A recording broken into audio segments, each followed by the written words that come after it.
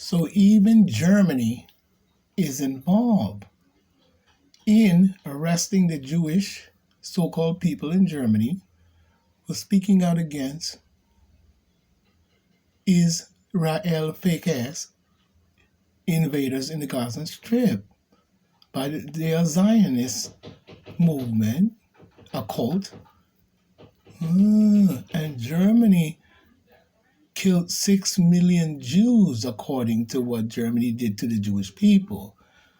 But yet still backing Netanyahu in what he's doing to the people in the Gaza Strip. So you're telling me that the people in the Gaza Strip aren't Jewish also? Then who are they? Is the question we must ask. You see, intelligently, we must speak that way. Intelligently, we must dig that way. Intelligently and wise, we must look at the players in the field. Just like I told people to watch the medical field. Now we see Germany supporting what's going on in the Gaza Strip.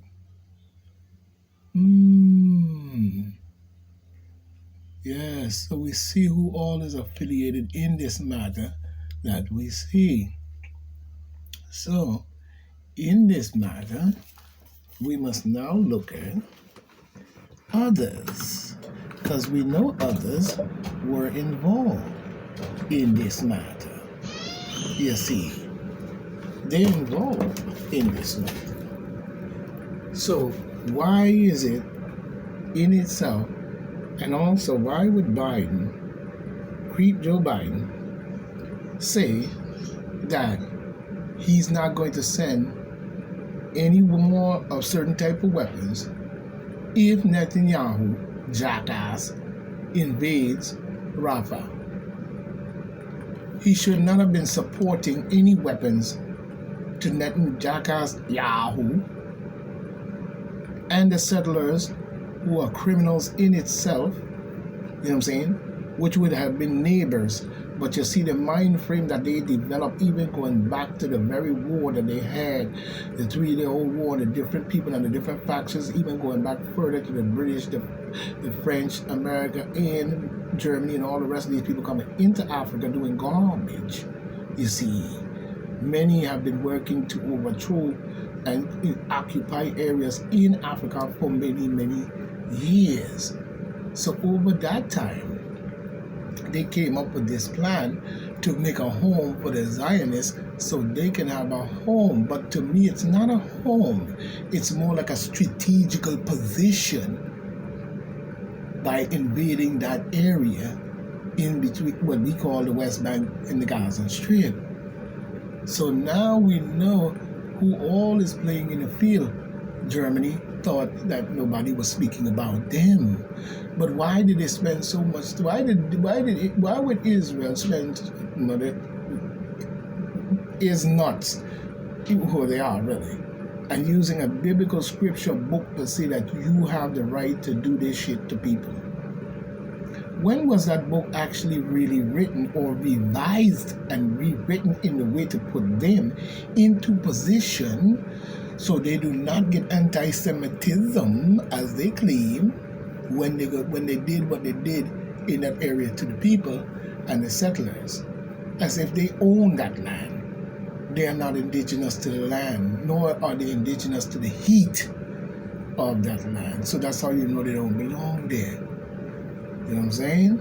But their will to hold on to that spot is very unique in understanding the garbage that has ensued prior. Leading up to what we see now would only speak for the same. You know what I'm saying? And then when we look at Russia and the Ukraine bullshit, we see the same setup in all ways. But in reverse, not the same as what we see in Gaza, Gaza is a complete criminal crime against humanity to its highest level, and is not being checked by the international community, is not being checked by the international militaries, and none of that, because they all seem to be in bed there. But when we go over to the Gaza Strip, we see the reverse. We see where, everybody knows about Russia. We don't have to go down the road, and we know the history and all this and the crimes and different things that they may have committed, just like the United States and other countries as well. But when we look at the reverse of it, it is like Netanyahu. Let's say Netanyahu would be Biden, right? And Zelensky would be Biden would creep Joe Biden, brokeback bitch would be Biden, and Zelensky would be Netanyahu. You know what I'm saying? And by doing what they did in the deal, you know what I'm saying, with his stupid ass son and the rest of them making all this money off of it while we are being set up to be blown to smithereens, you know what I'm saying? He set up a deal with Netanyahu to bring nuclear weapons into Ukraine, and striking and knew that Putin would reject that and a war would break out, so you could switch the victimality onto Putin. You see what I'm saying? Same as they did with Donald Trump. Now, we see where, let's say Zelensky would be Netanyahu, just like, but they're both two jackasses if we want to really get down to the bottom of the story. But he would be Netanyahu, and by the creep Joe Biden would be supporting this war that is causing the death of the people of the country of both in more ways than one. But it would be a victimization, you know what I'm saying, by influentiality and conspiracy and in connections going towards Russia. So now you can't do what you did to Russia. I mean, you can't do what you did to Russia like you do to the Gazan people, because they would be almost the second powerfulest country in the world when it comes to nuclear. I mean, when it comes to nuclear and military. But you could tempt the hand of fate. You see, and then that would keep that in its position going that way at the same time. Now, it would be the same as you see Netanyahu doing in the Gaza Strip, but he would be the power, the so-called brutality power that invade, that has it going that way, but still the support with who? Creep Joe Jackass Biden in the middle. Now he's trying to say that he is not going to supply this and supply that. He wasn't to supply none at all. He was not to back Jackass Yahoo up at all, because everybody knew the story of everything that took place to invade that spot of Israel, invade that spot of Africa, or Ethiopia, we should call it, and many other names, you know what I'm saying, that it has had the original names too, but to invade that spot in order to control that region in both directions. It is a central launching pad for them in more ways than one. You see, but you see how he's picking on the Palestinian people, and he's literally murdering them off in the blood sacrifice. You see, and his God, that's supposed to be some supreme God that he claimed is some kind of God that they have forced into the minds of the people, same as they went into and had, like the guy said, a political agenda, going to different nations and going to different conferences and going to different probably even the United Nations and many places, just in order to say that nobody must speak out against the so-called occupational criminal people calling themselves Israelis. You know what I'm saying? Which doesn't make sense. And at the same time, even claiming in their biblical book that the Egyptians had them in slavery. and made them build the pyramids. You see, beginning to see the connection here? And they built the pyramids, and then Moses came and freed them, and he sent them into a holy land called milk and honey, and then Joshua led them across the river into the land of milk and honey, out there in the desert, and then boom, and all of us and gave them a land in the desert, and all of this different stuff. But notice where is that? It's not that far from Egypt. It's still within Egypt. It's still in Egypt. It's still in Ethiopia. You see what I'm saying? In all aspects, they lied in that book. There is no way he would have led them for 40 years and 40 nights, or whatever they said, to a land of milk and honey. When you look at the area in which they're talking about, you'd realize it's not that in itself per se what they say it is. For our people, it probably was a part of our land and the Egyptian plateau, and a part of the Egyptian territory as well. Probably all the way up to the Caucasus Mountains, you see. So where we don't see in this the lie, it is because there is no way that Pharaoh would have enslaved them and gave them his building skills. They were not skilled in that time, and they were not there at all. So by rewriting and reversioning a so-called book to put themselves into position, this was the plan all along. That's why the 3-day-old war took place. And at the same time the 3-day-old war took place would tell you that they were not there. You see, in the documentary we know that, but they were not there. So by going there, they destabilized Egypt, I think Iraq, and probably Iran, around there, Beirut, all that area there, around them, they went in, and then when the war broke out, because they did not want them there, miraculously, they beat 3 different militaries at the same time. When have you ever heard one military beating down 3 or 4 different military mites, without all of them being involved in one big bash garbage?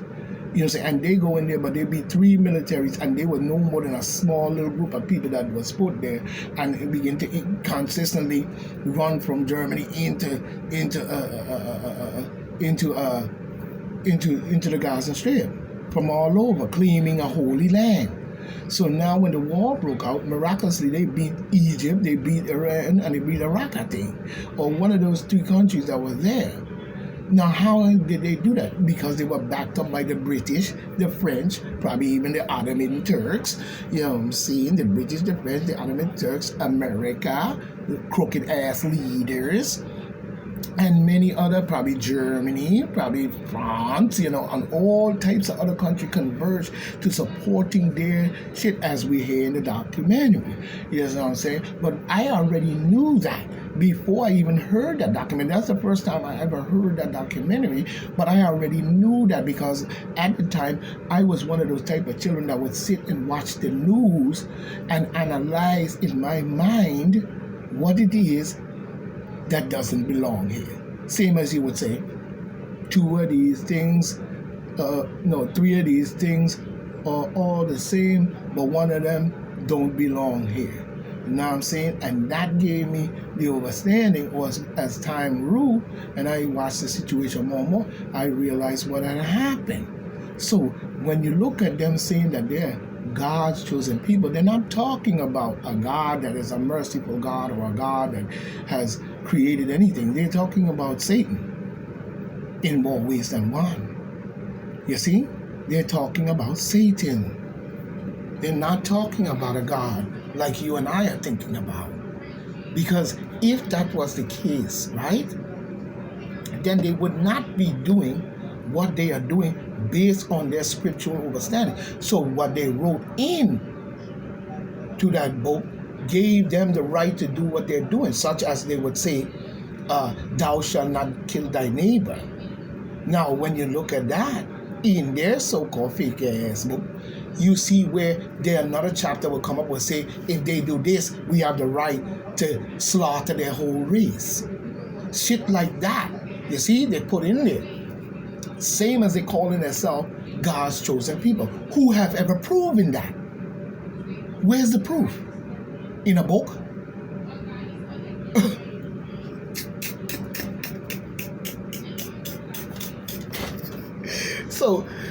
So in a book, they wrote this, and everybody believed it. Everybody go to church on Sunday. Everybody go to church on Sunday. Do you believe that? And then when you look, many of them are in the church now. Like I was watching an interview with a pastor saying African people didn't build nothing in Africa. African people didn't never build anything at all on this planet.